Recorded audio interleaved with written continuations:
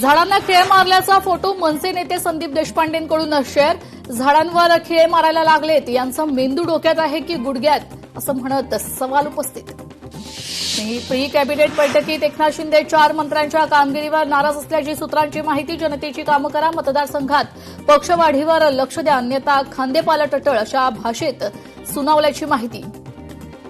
युवकांच्या आंदोलनानंतर मुंबईत लक्षवेधी बॅनरबाजी. मी जेनझी आहे, मी दोघांच्याही बाजूने आहे, शिक्षणाचा मान, भारत सरकारचा सन्मान बॅनरवर आशय. राज ठाकरे उद्यापासून 2 दिवसीय नाशिक दौऱ्यावर. पदाधिकारी आणि कार्यकर्त्यांच्या बैठका घेणार. शहरातील खड्डे आणि संत गतीने सुरू असलेल्या कुंभमेळा कामांवर राज ठाकरे काय भूमिका मांडणार, याकडेच लक्ष आहे. स्त्रीकडे हत्तीसारखी ताकद आणि क्षमता असते, पण स्त्री आपली शक्ती लगेच दाखवून देत नाही. इन्फोसिस फाउंडेशनच्या अध्यक्षा सुधा मूर्तींकडून सुनेत्रा पवारांचं कौतुक.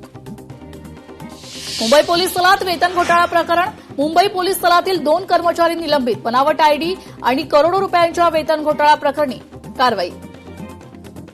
मुंबई महापालिका सभागृहात अत्याधुनिक वायरलेस ध्वनी यंत्रणा. 1.14 कोटींचा खर्च. मुंबई महापालिका सभागृहातील ध्वनी यंत्रणा वृद्धिंगत करण्याचा निर्णय. पश्चिम पुण्यात आज 5 तास पाणीपुरवठा बंद. गुरुवारी कमी दाबानं पाणी. पर्वती जलशुद्धीकरण केंद्रातील 500 MLD क्षमतेच्या टाकीच्या तातडीच्या दुरुस्तीमुळे हा निर्णय. मुसळधार पावसानंतर नागपुरातील रस्ते आणि वस्त्यांमध्ये पाणी साचल्याचं प्रकरण.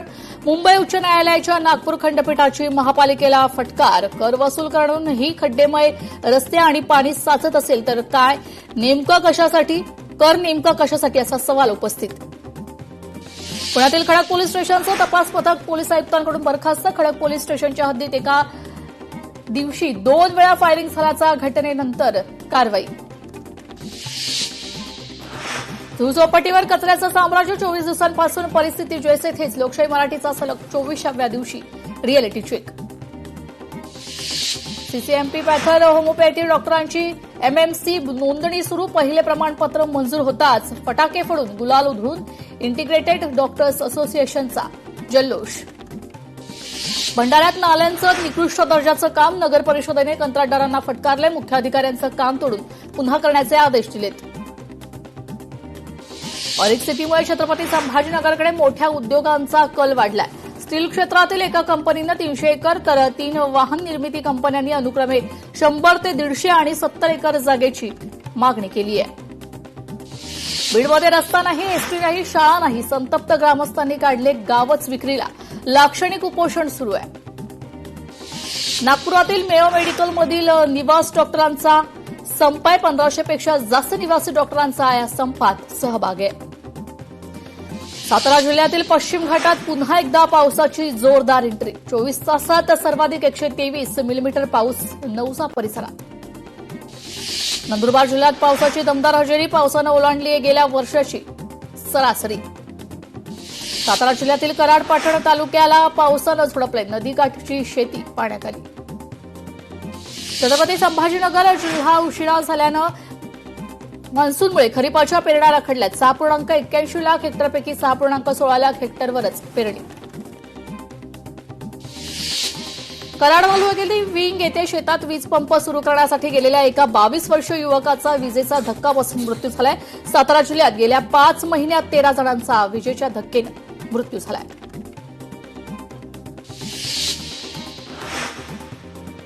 गुजरातमध्ये चांदीपुरा विषाणूचा कहर. 22 मुलांचा मृत्यू, 35 जणांना संसर्गाची पुष्टी.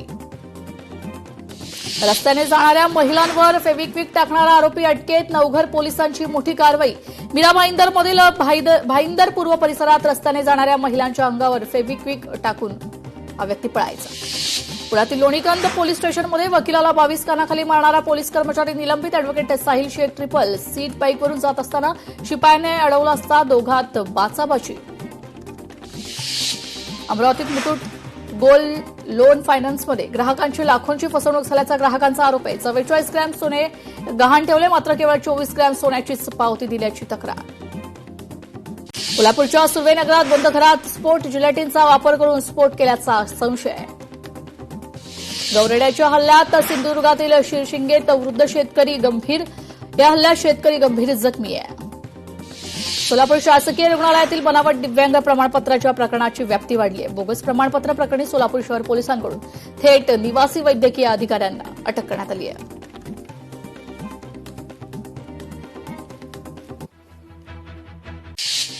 नाशिक रोड परिसरात गोळीबार करून दहशत माजवणाऱ्या दोघं सराईत गुन्हेगारांना अटक करण्यात आलेली आहे. सिनेस्टाईल पाठलाग करत गुन्हे शाखेच्या पथकाची ही धडक कारवाई आहे. डिलिव्हरी बॉयकडून मदतीच्या बहाण्याने लैंगिक अत्याचार आरोपीविरुद्ध गुन्हा दाखल करण्यात आलाय. छत्रपती संभाजीनगरमधील ही घटना आहे. कल्याणमध्ये 9 वर्षाच्या अल्पवयीन मुलीवर नराधम बापाकडूनच अत्याचार करण्यात आलेले आहेत. नराधम बापाला कल्याण कोर्टानं जन्मठेपेची शिक्षा सुनावली आहे. नागपूरजवळील कन्हान नदी पुलावर तरुणीची हत्या करण्यात आली आहे. प्रेमसंबंधातून ही हत्या झाल्याचं तपासातून समोर आलेलं आहे.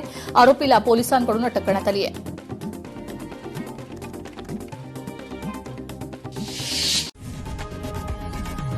लोकशाही मराठी ऐका, पहा, जागरूक रहा.